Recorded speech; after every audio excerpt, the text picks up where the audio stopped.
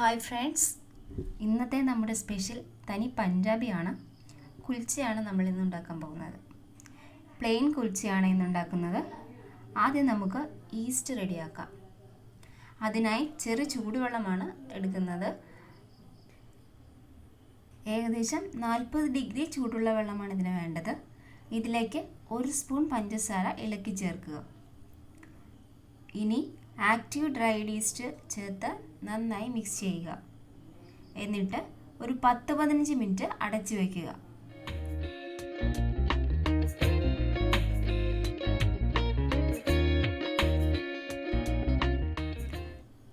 East ജീവനോടെ ഉണ്ടെങ്കിൽ വെള്ളത്തിന് മുകളിൽ പതയുണ്ടാകും. ഇല്ലെങ്കിൽ അത് മുഴുവൻ കളഞ്ഞ് പാത്രം വൃത്തിയാക്കി വീണ്ടും ശ്രമിച്ചു നോക്കുക. ഇനി നമുക്ക് മാവ് തയ്യാറാക്കാം. അതിനായി 3 കപ്പ് മൈദാമാവാണ് ഞാനിവിടെ എടുത്തിരിക്കുന്നത്. ഇനി നിങ്ങൾക്ക് മൈദയുടെ അത്ര താല്പര്യമില്ലെങ്കിൽ പകുതി ഭാഗം ഗോതമ്പ് പൊടി ചേർത്തും കുഴയ്ക്കാവുന്നതാണ്. പൊടിയെടുത്ത് അതിലേക്ക് അല്പം ഉപ്പ് ചേർക്കുക. പിന്നീട് 2 സ്പൂൺ എണ്ണ, 1 ടേബിൾ സ്പൂൺ കട്ട തൈര് എന്നിവ ചേർത്ത് ചെറുതായി ഒന്ന് മിക്സ് ചെയ്ത് കൊടുക്കുക.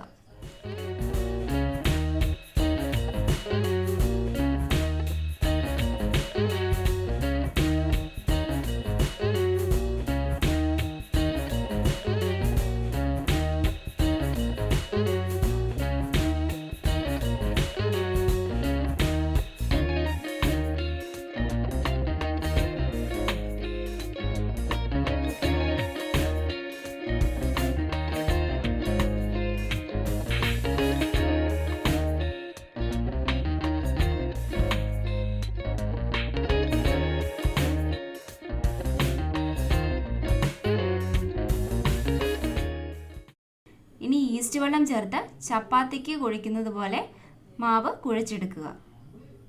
ആവശ്യത്തിന് വെള്ളം ചേർത്ത് കൊടുക്കാവുന്നതാണ്.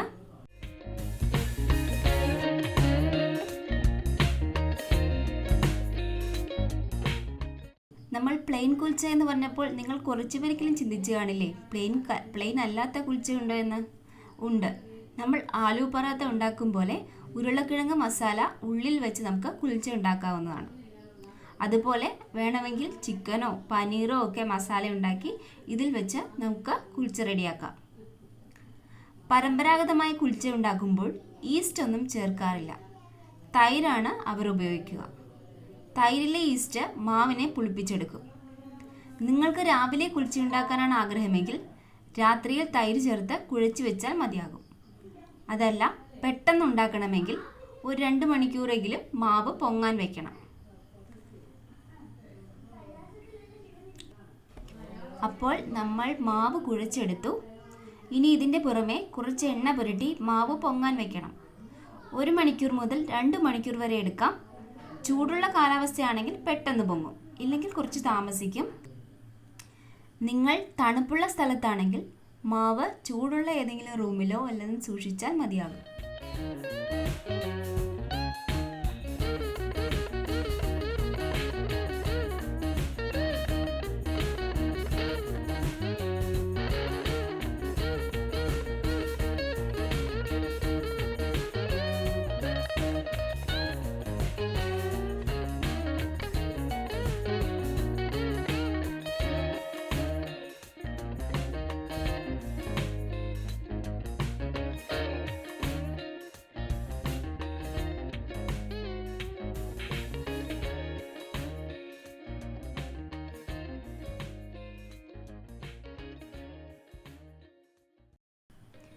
ഇപ്പോൾ മാവ് നന്നായി പൊങ്ങി വന്നിട്ടുണ്ട്. ഇനി അത് ഒന്നുകൂടി കുഴച്ചെടുക്കുക.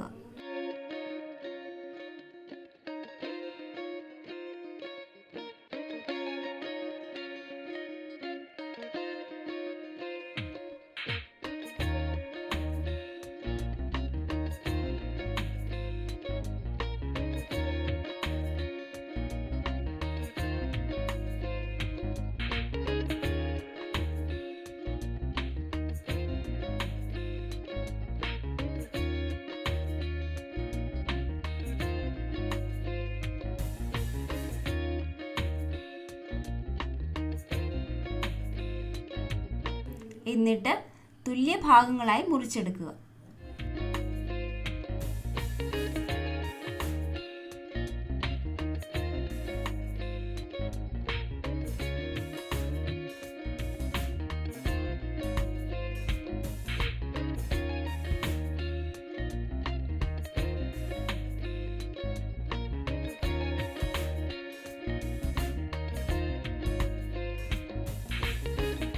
ഇനി നമുക്കിത് പരത്തിയെടുക്കാം. അല്പം കനത്തിൽ വേണം ഇത് പരത്തിയെടുക്കാനായിട്ട്.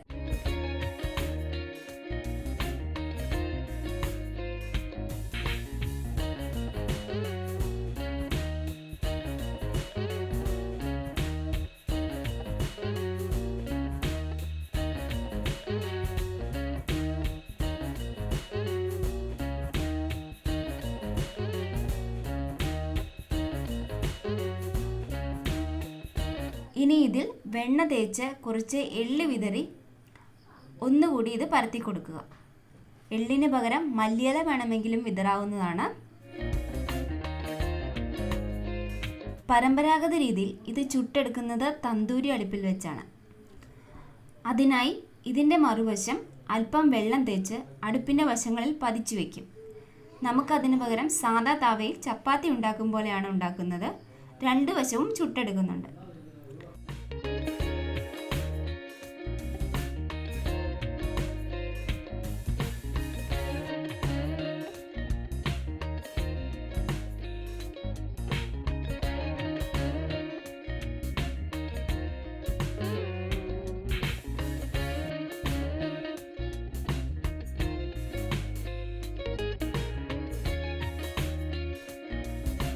നിങ്ങൾ തീയിൽ കാട്ടി ചുട്ടെടുക്കാനാണ് ഉദ്ദേശിക്കുന്നതെങ്കിൽ ഇരുമ്പ് തവ ഉപയോഗിക്കുക. നോൺ സ്റ്റിക്ക് ഉപയോഗിച്ചാൽ കുൽച്ച നേരെ തീയിലേക്ക് വീഴാൻ സാധ്യതയുണ്ട്.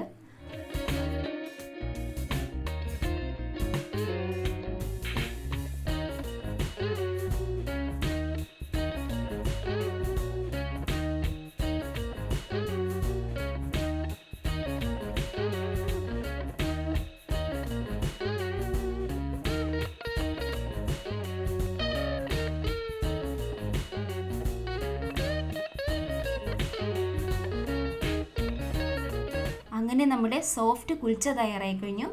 ഇതിൻ്റെ കോമ്പിനേഷൻ ചോല മസാലയാണ്. അപ്പോൾ അടുത്ത വീഡിയോയുമായി നമുക്ക് വീണ്ടും കാണാം. ഈ ചാനൽ ഇതുവരെ സബ്സ്ക്രൈബ് ചെയ്യാത്തവർ അതുകൂടി ചെയ്യാൻ മറക്കരുതേ. Thank you everyone.